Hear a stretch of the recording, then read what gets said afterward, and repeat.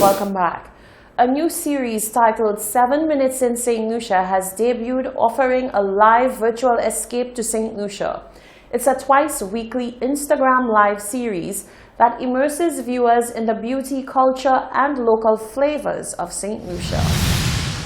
As the world adjusts to the new reality of life under self-quarantine in the midst of the new coronavirus pandemic, the St. Lucia Tourism Authority, SLTA, is inviting consumers to escape virtually for 7 minutes in St. Lucia with a brand new social media series that airs twice a week live on Instagram. Public Relations Manager of the St. Lucia Tourism Authority, Jareen Georges, says Travel St. Lucia commenced this virtual experience on Thursday, the 26th of March. While travel may not be possible at this time, consumers can truly virtually travel to St. Lucia from the comfort of their homes. So they get the opportunity to discover yoga and meditation at the Pitons, make a tropical cocktail of choice, or have an authentic St. Lucian cooking experience with world-renowned chef Sean Benjamin. We are truly amazed at the response so far, and we have gotten some amazing feedback internationally from our viewers, travel and trade partners, as well as the media. Minister for Tourism Dominic Fede says by creating the 7 Minutes in St. Lucia social media series, the aim is to virtually share St. Lucian culture and its natural beauty in an authentic way while people stay safe at home. It's a way to keep in touch with future visitors and travel agents and hopefully provide a bright spot in their days. Georges says there has been much buzz about the new series. With us in St. Lucia observing the social distancing protocols, we understand that many are at home at this time. And so we invite you to join us on our social media handles at Travel St. Lucia when we go live every Tuesday and Thursday at 11 a.m. And so upcoming, we have a St. Lucian flavored cooking class, a breezy beach meditation, and we also have a special feature on Thursday, April 2nd, which is a live DJ party from 5 to 6 p.m. Additional planned activities in the series include a breath of fresh air hike at the Ted Paul Nature Trail, guided meditation amidst the St. Lucian landscape, cocktail crafting with a local rum, cocoa tea making with a local chef, and lessons about wellness benefits of plants from a local herbalist.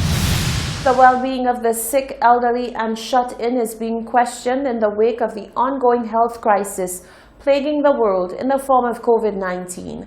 Behavior and communication specialist Bennett Charles says whilst he is seeing extensive effort being undertaken to keep the virus contained and to keep the citizenry sensitized, he says he has heard little to no information on what is being done for the vulnerable community in society who have no one to fight the battle with or for them.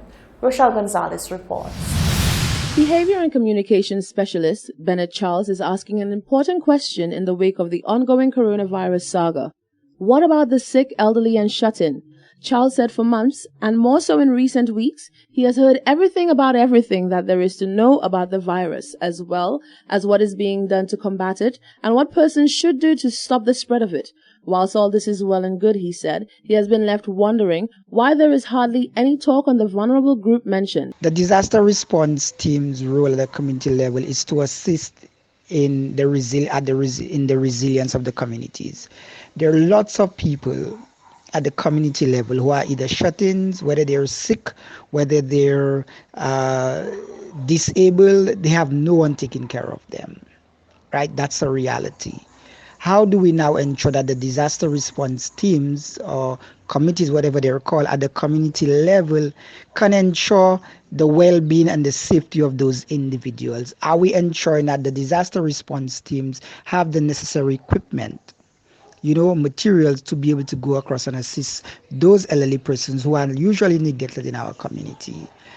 Charles said there is more to the virus than PSAs, as there is a need for more action rather than words. I am hitting on the community response. We're starting to see so many messages, some of them just long and drawn out with the same information about staying home. We know very well reality. COVID-19 pandemic is not just about setting up quarantine facilities. And I think we're getting very caught up in that, and we're being sidetracked from some of the realities at the community level.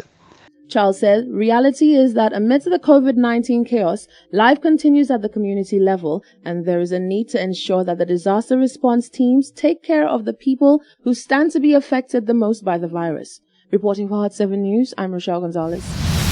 Acting Managing Director of Bank of St. Lucia, Medford Francis, has weighed in on the COVID-19 pandemic and publicly addressed the most recent adjustments to the banking services made available by the Bankers Association of St. Lucia.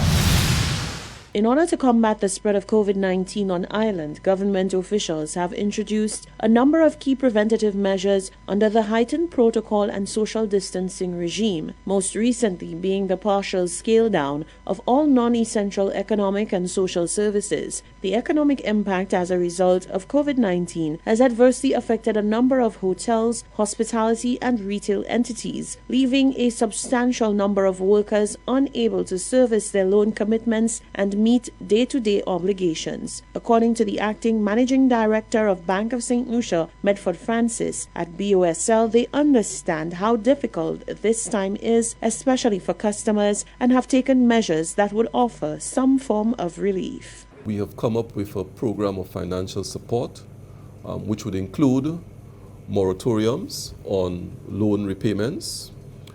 In addition to that, we will be waiving all fees for late payment of loans and credit cards. And finally, where applicable, we will be undertaking complete restructures of the loan in order to ensure that the burden of debt repayment is significantly reduced for those customers. The partial scale down will also affect the banking operations of BOSL as well as all commercial banks in St. Lucia. The recent press release from the Bankers Association of St. Lucia has triggered some concern from members of the public, but Francis says that while banking halls will be closed to the public from the 30th of March to the 3rd of April, business and personal customers will still be able to make use of many of its services. There's no need for panic because banking services would continue. What we have cut off is the face-to-face transactions, and that's important because, as you know, we have no vaccine for this virus. There is no effective medication for this virus. The only thing that is effective right now is the social distancing. We have seen it worked in China. We have seen it worked in places like Taiwan and all over the world where the escalation of the virus has been contained. As a responsible financial institution, we want to play our part to ensure that the social distancing measures that have been proved and tested successfully are enforced. According to Bank of St. Lucia officials, during the one-week shutdown, customers will be able to access cash at any of the 28 ATM machines, as well as perform transactions via other online and mobile banking, electronic channels, and other convenience services, including debit and credit cards. This is the Hot 7 TV Nightly News. When we return, sports and the weather.